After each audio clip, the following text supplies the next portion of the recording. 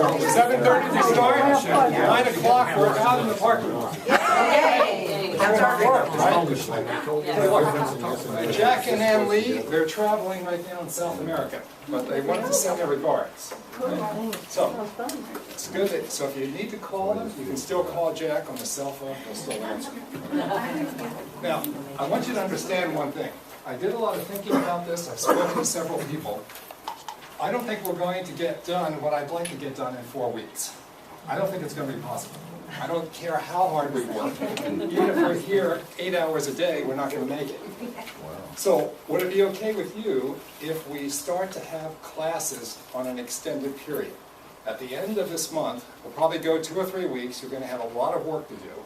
And maybe 3 weeks later, we'll meet again for several weeks at a time. This is not going to be an overnight thing. Okay? So is that okay with everyone? Yes.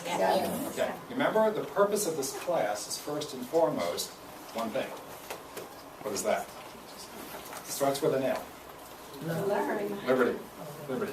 And since we're speaking of liberty, since we're speaking of liberty, and since it's 9/11, 13 years later, and we're going to take our time with this class, what are your comments? What are some of the observations you have about 9/11 today?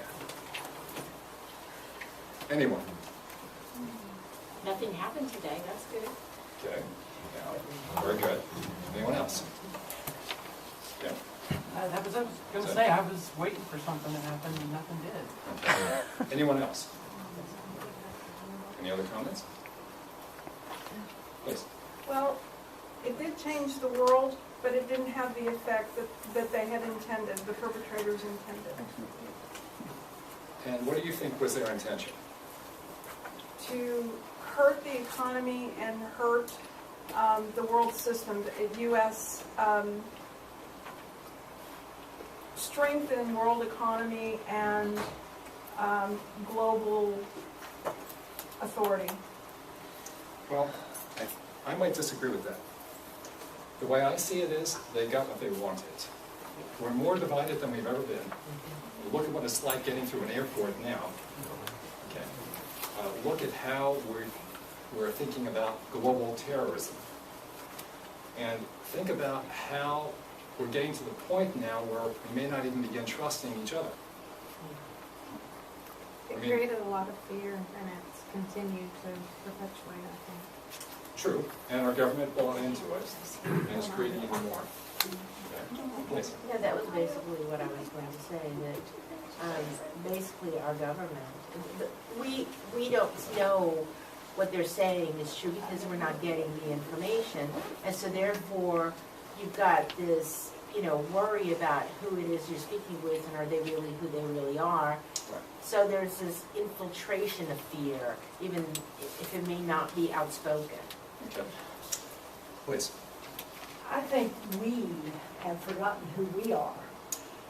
Very good. We, very immediately after 9/11, were much kinder and much more caring about each other.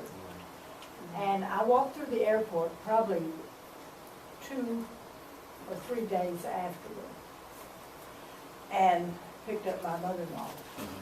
And it was just amazing, really, to me. It was quiet, it was peaceful, it was just a feeling that the people cared about each other. Yeah.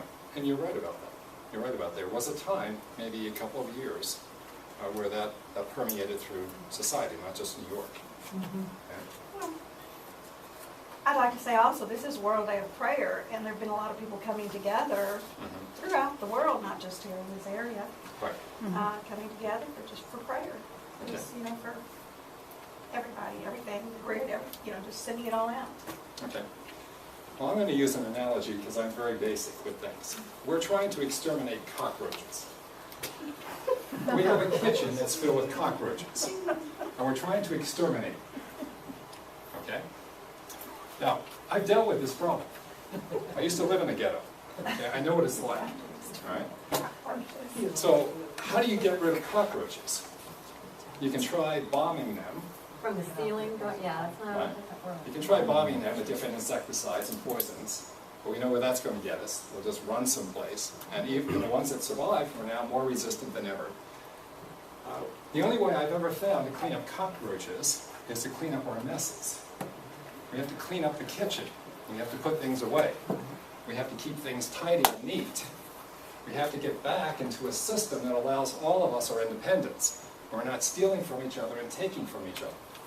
Where we have the right to be who we're supposed to be because we're following our God-given principles.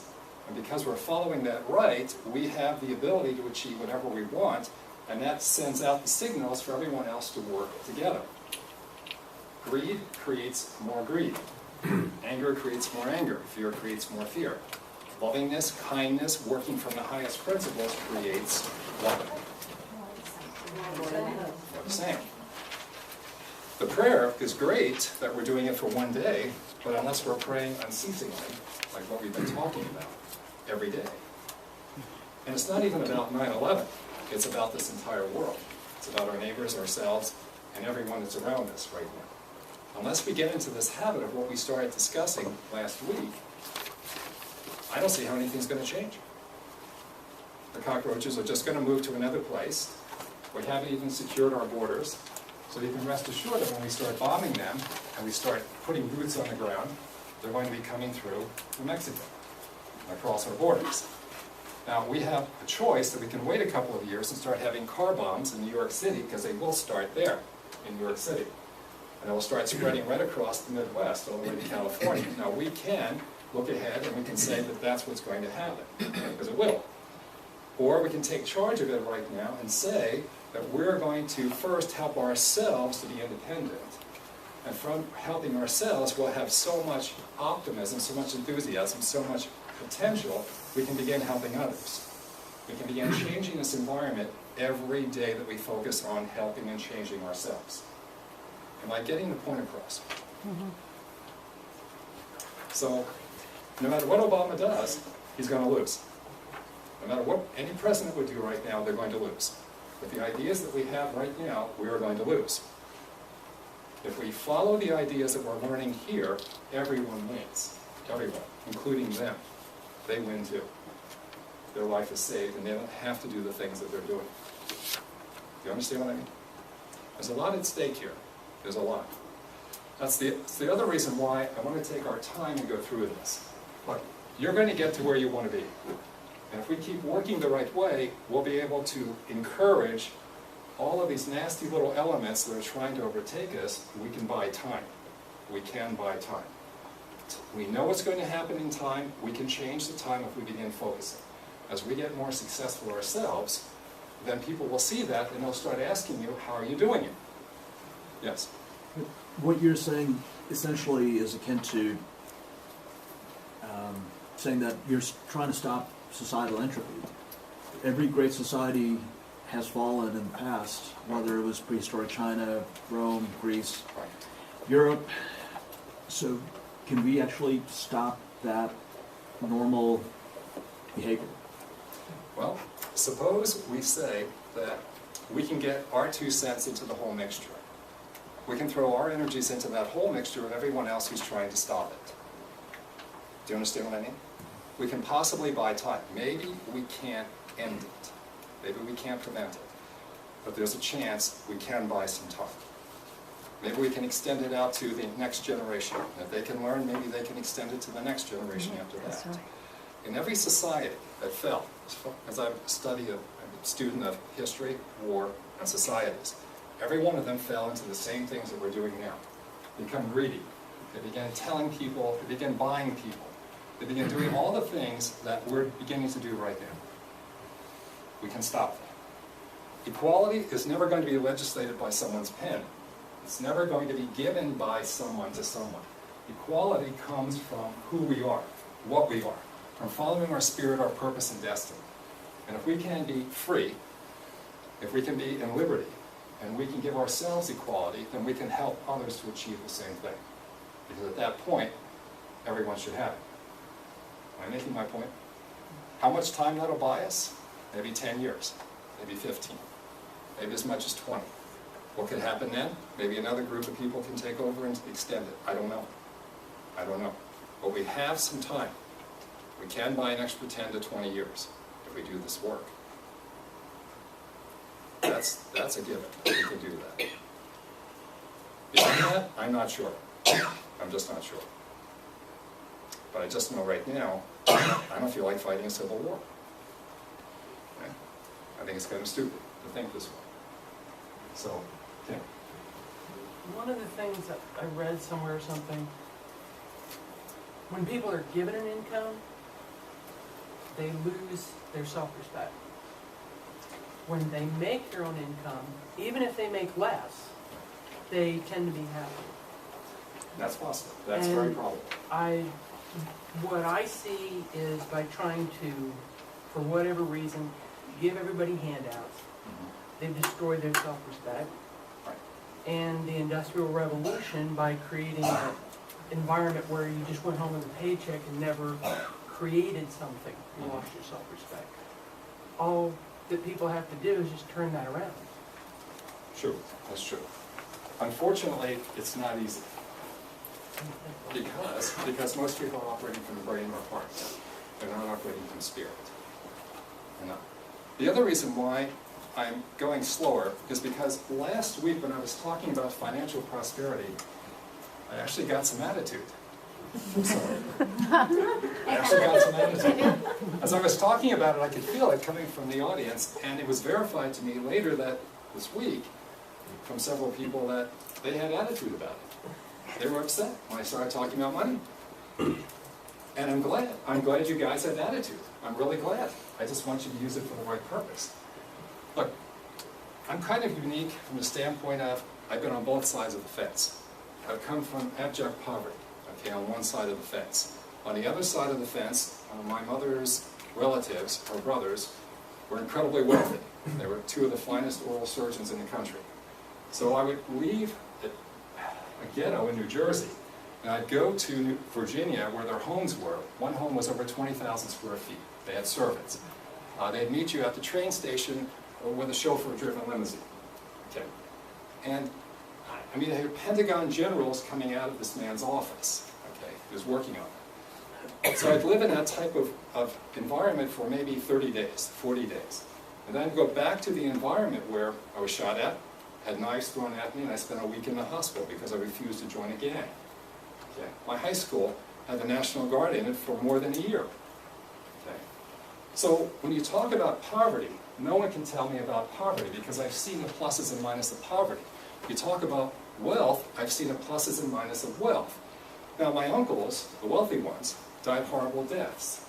They all died horrible deaths. They did not understand how to use their money. They were incredibly kind, wonderful people. But when it came to making personal choices, terrible personal choices, destroyed both of them. So I would listen to my mother say constantly, those wealthy people, they don't know what to do with their money. And they were constantly berating poor people, getting it from both sides of the fence, constantly, okay? So now I come out of that, and I'm on my own, and I'm very confused, very confused. I'm going to tell you, I created more mistakes than probably the lot of you in the things that I did from that point. I don't think there will be many of you that have created more mistakes with their life than I did. It's only been recently, over the last 3 years, that I decided to work for redemption. Redemption. I made a lot of mistakes, but the only mistake I haven't made is to believe that we have a spirit. That spirit wants to guide us. Up to that point, I relied completely on my brain and heart. I made my life incredibly difficult. Okay? Incredibly difficult.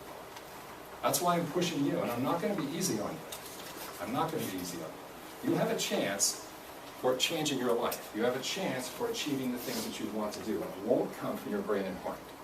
Okay? I've seen it. Even over these 3.5 years, it's taken me 3 years just to get rid of the skeletons far enough now so I can see and do my work much more clearly now. Okay? It's amazing what can happen when you give yourself over and let that help heal you. It's amazing. Okay? But before I go any further, let me come up with a few ideas as to what I learned. That people that live in poverty are lazy, shiftless, don't amount to anything, not worth anything. That wealthy people, selfish, the only thing they want is for themselves. They're not going to go anywhere, they're not going to do anything because it's all about them. Now, those are some of the things I learned. Now, Sandra, what did you learn? What's inside of you? I learned from my parents that there's lack. The family crest, I would say, there's not enough time, love, money, energy, and if somebody has something, there's not enough to go around, so of course they have some of yours.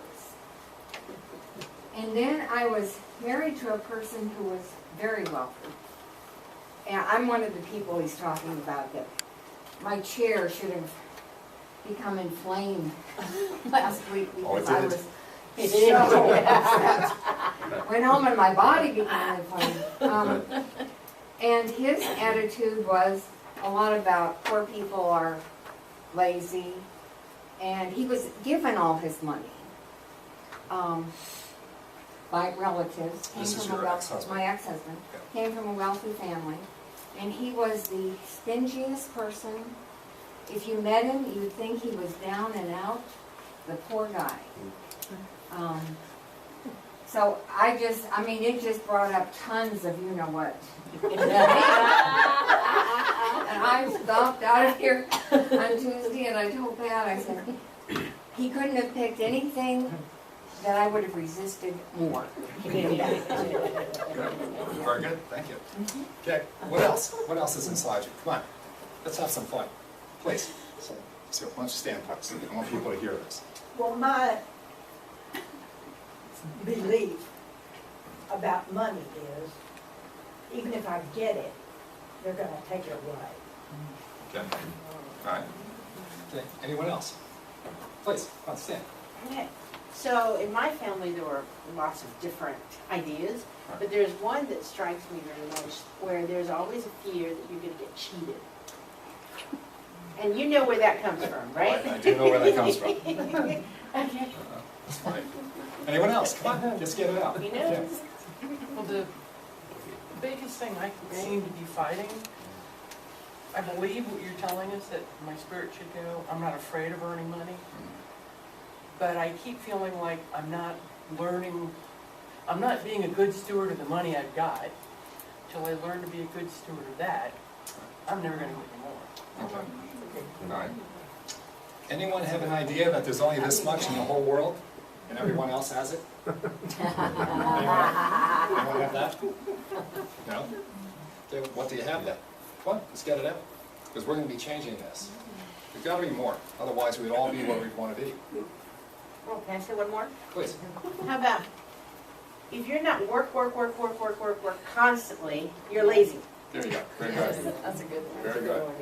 Mine's similar to that. You have to work really hard to be able to get the money. And that wealthy people had to do something kind of low down, dirtier lying to be able to get the money. I like that. My mom What's was, my she was born a princess, basically. She was an only child, and she was treated like one, and then when she was an adult, she treated herself like one. She never had enough money. It was always on credit cards. Like, she knew she deserved it, but then I wonder if she really did, because it was constantly not enough to, and it wasn't really crazy stuff. She'd have her nails done, she'd have nice clothes, but it wasn't like over the top at all. Right. But it was always too much for whatever she made. And so that, and then my dad, and they were divorced when I was 6, is the guy who, you have to do it all for yourself. I will not help you. You need to be able to do this kind of thing. Right. And it's not like he's a stingy person, I don't think, but it was like, you know, you're expected to be able to do it well, by the way, because I did it well, so I expect you to be able to do it and do it by yourself. And I don't know, it's pretty, they were very opposites on this. So I don't know, I'm just kind of confused over it all, frankly. Please. Yes, I grew up with my father, which he was, how can I say it? He was not very positive about money, and he used to say, we're going to run out of it. And I would say, you know, I was a child, I was like, when, you know? And he would say, I'm not, I would not ask aloud, I would just say, when am I going to run out of it? And he would say, we only have this much. Right. You know, I mean, and then I'll be scared. On the other hand, my mother, she really liked to dress well and all that. I mean, didn't spend a lot of money, but she was just clueless about how to manage her money. Sounds like your father and my father were brothers. Heard a lot of the same thing. AJ, I'm curious. Anything in you? Where's mine standing? It's hard to figure out ethically if money is good or evil, because you see so much that can be done well with it, and then so much that's gone wrong because of money. So I think money in itself is not the issue, it's the emotions associated with it. So I've seen both sides of family make bad decisions, and I think I inherited those. So probably lost. For being an economist, I make horrible financial decisions. And for the, I think whatever I picked, you guys should pick the opposite of the stock. I was actually less than, my accuracy was worse than 50%, so flipping a coin would have been better. Come on, a few more, just two more.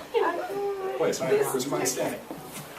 I'm listening to this and I think, gee, that sounds so foreign to me because I grew up and we also were very middle class. And I was very middle class until, my parents died and I'm going through some of their statements on it because I got these boxes of stuff. And oh my God, we were dirt poor. But we never knew it.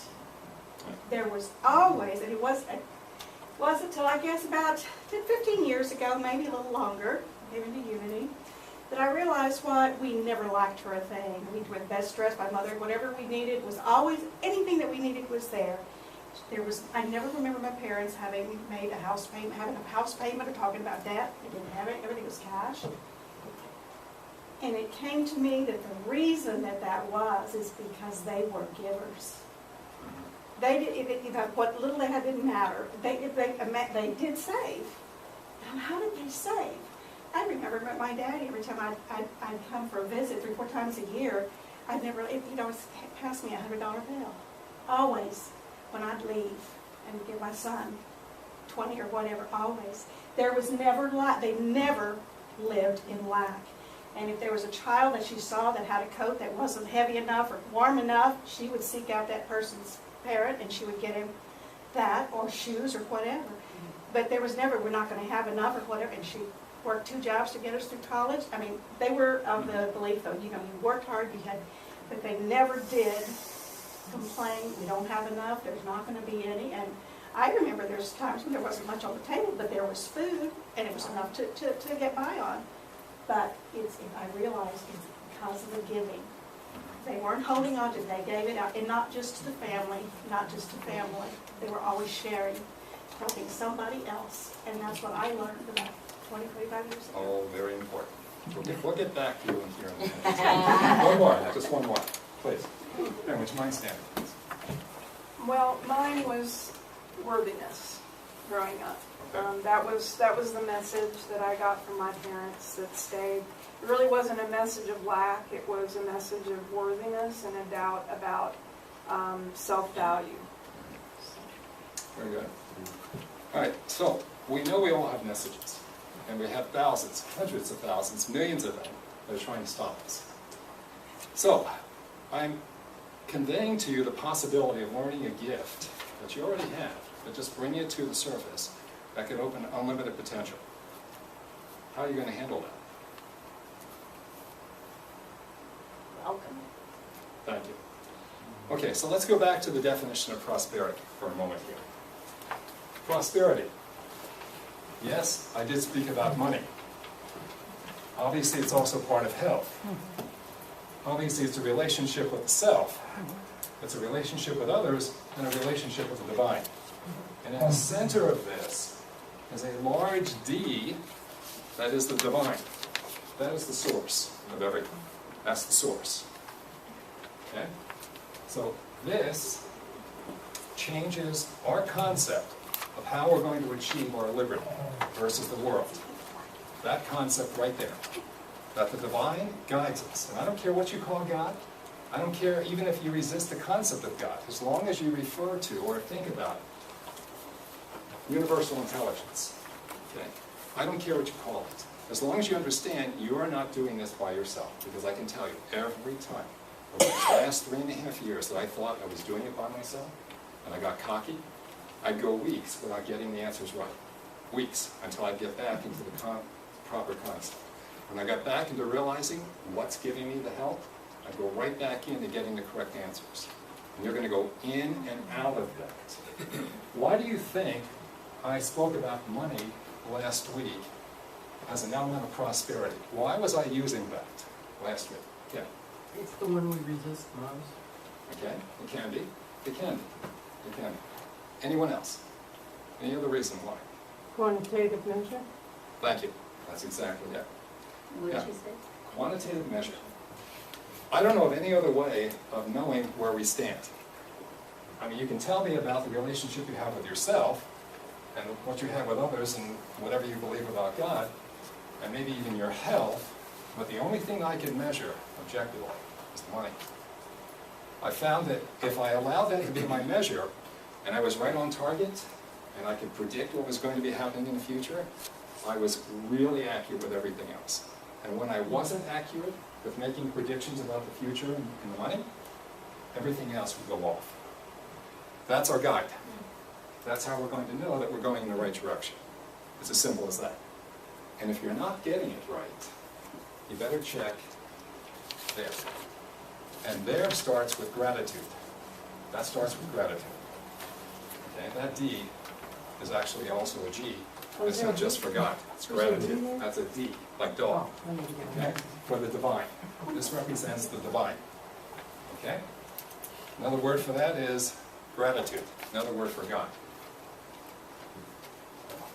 You understand why? I'm referring to money. Okay? So, I want you to be able to be filthy rich, because the more money you're bringing in, the more of these will follow. It'll be impossible under our system to do just that without getting all the rest. It'll be impossible. All the others will come, and you must have a measure. Okay? And if it stops, you've stopped. It's that simple. But what I found this past week in doing the predictions is that the connection with spirit is affected by our health as well. For example, when I was very worn out and extremely exhausted, and I did everything I could to connect, my prediction was off. Right. Right. So it goes both ways. Yes, it does. It does go both ways. But I've had days, like 2 days ago. It was late at night. I was working with the other gentleman I told you about. I've been working with for quite a while. It was past 10 o'clock. I was very tired, very tired. I wasn't thinking very properly. I was thinking, he wants me to pick 2 stocks and get them right. I just didn't think I could do it, but I went back into gratitude. I went back into gratitude. I let the gratitude go through my body. I'll explain that in just a moment. I let it go through.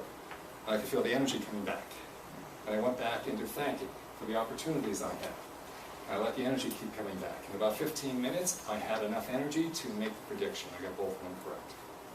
Now, before I did that, I also chose, before I went into gratitude, I also chose the answers. I would have got both of them wrong. You are exactly correct. It can work both ways, but you do have some control over this. Okay? So let's go a little further.